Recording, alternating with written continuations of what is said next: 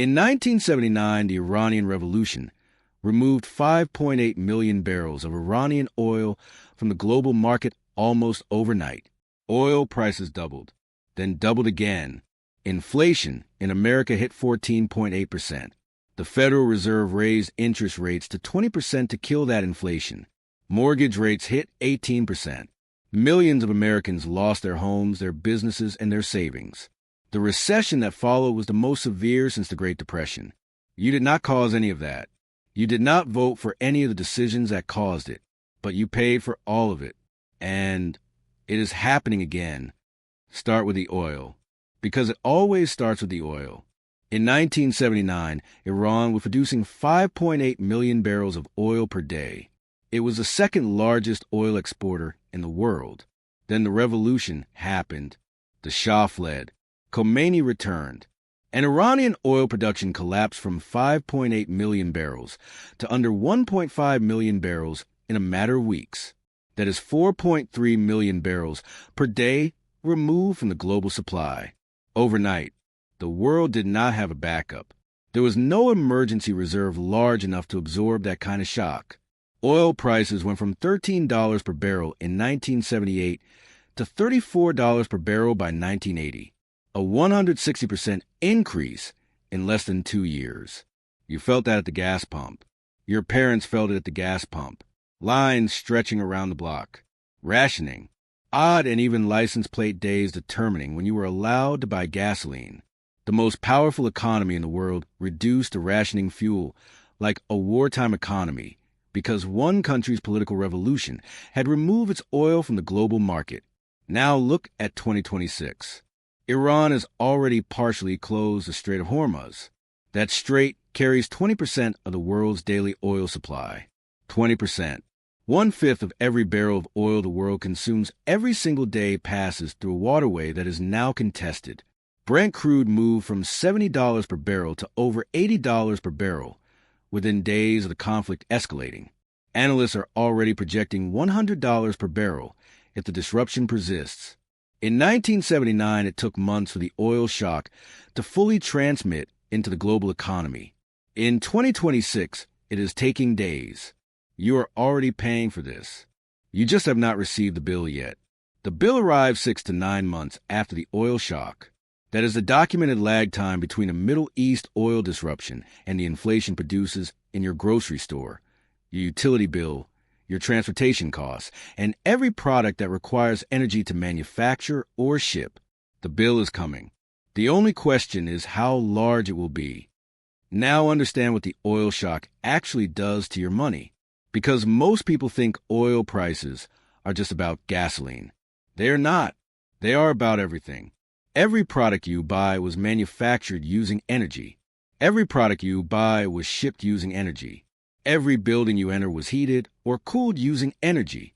When the price of energy doubles, the cost of manufacturing goes up, the cost of shipping goes up, the cost of heating and cooling goes up, and every single one of those increased costs gets passed directly to you. In 1979, the Consumer Price Index, the official measure of what it costs to live, hit 14.8% annual inflation. That means everything you bought in 1980 cost 14.8% more than it cost in 1979. Your salary did not go up 14.8%. Nobody's salary went up 14.8%, which means in real terms, in terms of what your money could actually buy, you got poorer, measurably documented, unavoidably poorer. And that was just the first year. The inflation that the 1979 oil shock triggered did not last 1 year. It lasted a decade. The 1970s as a whole produced what economists call stagflation, simultaneous high inflation, and economic stagnation. The stock market delivered negative real returns for the entire decade. If you invested $10,000 in the S&P 500 in 1970 and adjusted for inflation, by 1980 your investment was worth less than when you started. 10 years, zero real return. A complete destruction of purchasing power disguised as a stable account balance. You think that cannot happen again.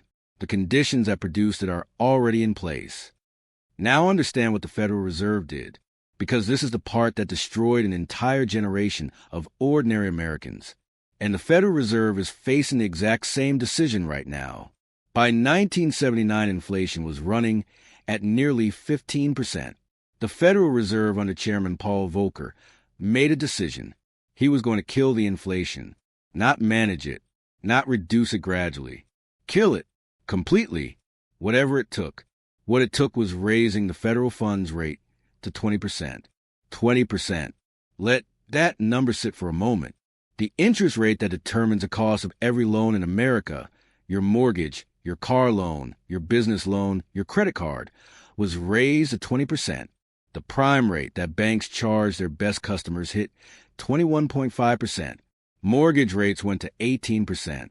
If you wanted to buy a house in 1981, you were paying 18% interest on your mortgage. A $100,000 home, which was a substantial home in 1981, cost you $1,516 per month in interest and principal at 18%. The same house at a 7% mortgage cost $665 per month.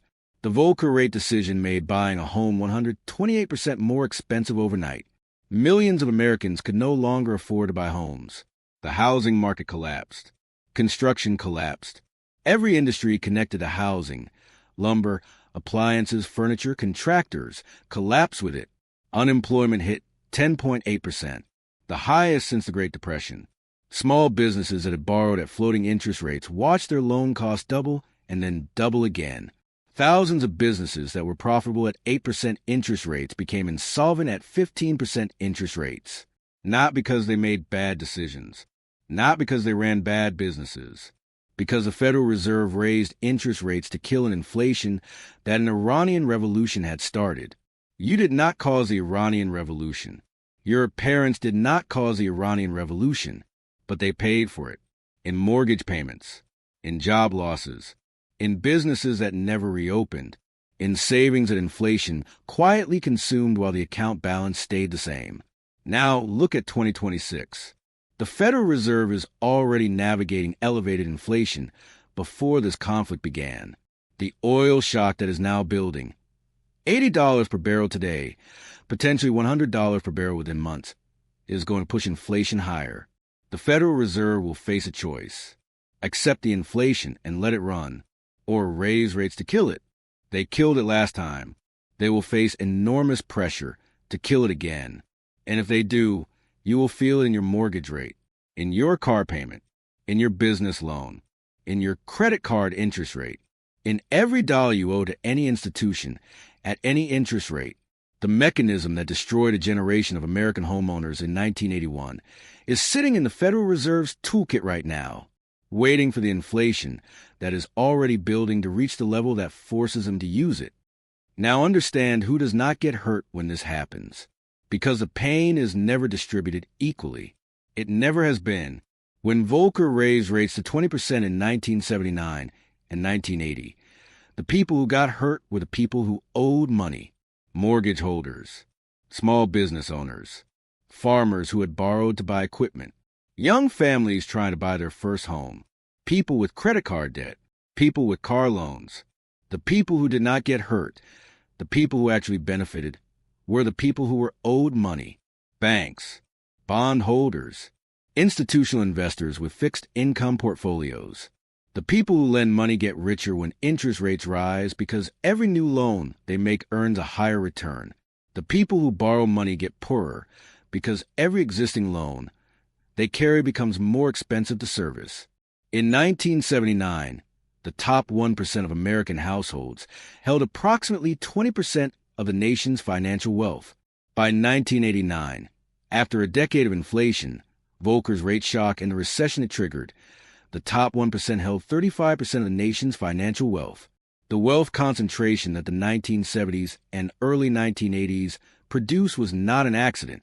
It was a documented mathematical consequence of who holds debt and who is owed debt when interest rates move violently. You are probably on the wrong side of that equation. The average American household carries $104,215 in debt across mortgages, car loans, student loans, and credit cards. Every percentage point increase in interest rates costs the household approximately $1,042 per year in additional interest payments. A 5 percentage point rate increase, which is conservative compared to what Volcker did, costs that household $5,210 per year. That is $5,210 per year that does not go into your savings, does not go into your investments, does not go into your children's education. It goes to the institution that holds your debt, which is exactly where it went in 1981, and exactly where it will go again if the oil shock building right now produces inflation that forces the Federal Reserve to act. Now understand the speed. This is the part that is different in 2026, and different in a way that makes everything worse. In 1979, the transmission from Iranian oil shock to American inflation took months. The oil embargo began in late 1978. Inflation peaked in 1980. There was lag time. There was a window, small but real, in which informed investors could see what was coming and position accordingly. In 2026, that window is measured in days, not months. Financial markets are globally connected in ways that did not exist in 1979. An oil disruption in the Strait of Hormuz transmits to energy futures markets in milliseconds. Energy futures prices transmit to producer cost calculations in hours. Producer cost increases transmit to consumer prices in weeks rather than months. The 2026 version of the 1979 oil shock moves through the global economy at the speed of electronic trading rather than the speed of physical commodity delivery. South Korea's stock market fell 12% in a single day when this conflict escalated. 12% in one day. In a country 5,000 miles from the Strait of Hormuz. Because global financial markets are so deeply interconnected that a conflict in the Persian Gulf transmits to Asian manufacturing economies before the news has finished loading on your phone. Your portfolio felt this before you did, and the inflation that follows the oil shock will arrive faster than any historical precedent suggests you are prepared for. So here's where you are. An oil shock is building. It is documented. The price data is public. The historical pattern is clear. The mechanism from oil shock to inflation to Federal Reserve response to personal financial consequence is documented across 1973. 1979, 1990, and 2003. Every time this sequence has started, it has finished the same way, and it has started again. You have three options. They are not equally comfortable, but they are honest. Option 1, position for it. If inflation is coming, certain assets perform better than others in inflationary environments.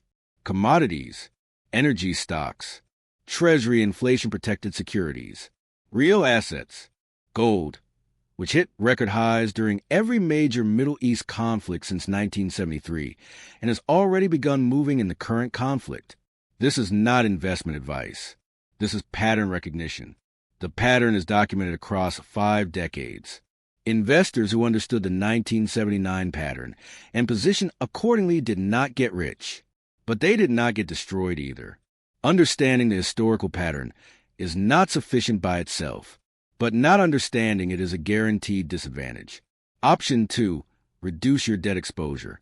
If interest rates rise in response to oil-driven inflation, and the documented historical precedent says they will, every dollar floating rate debt you carry becomes more expensive. Every variable rate mortgage, every adjustable credit card, every business line of credit with a floating rate. The Volcker shock of 1979 did not hurt people who owned their homes outright. It destroyed people who had borrowed to buy them. You cannot eliminate debt overnight, but you can understand which of your debt instruments are most exposed to a rate shock and make informed decisions about how to manage that exposure before the rate decision comes rather than after. Option 3, do nothing and absorb it. This is a legitimate option. It is what most people will do, not out of ignorance, but out of inertia. The system is designed for inertia. It benefits from your inertia. Every dollar of inflation that quietly erodes your purchasing power without you noticing is a dollar transferred to someone who is positioned on the other side of that inflation. The 1979 oil shock transferred wealth from people who did nothing to people who understood what was coming. That transfer is documented. It is measurable. It happened, and it will happen again. You are not a spectator of this war. You are its financial subject. The 1979 Iranian Revolution did not ask ordinary Americans if they wanted to participate in its economic consequences. It did not ask your parents. It simply happened, and the consequences arrived in their mortgage statements and their grocery bills and their unemployment checks, and they had no framework to understand why. You have that framework now. The oil shock is building.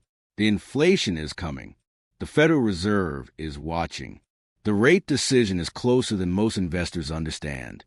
And the wealth transfer that follows a rate shock of this magnitude will be the largest redistribution of financial pain since 1981. The only question is which side of it you are on. The 1979 Iranian Revolution broke the global economy. The 2026 numbers are already worse. And this time you cannot say you did not see it coming.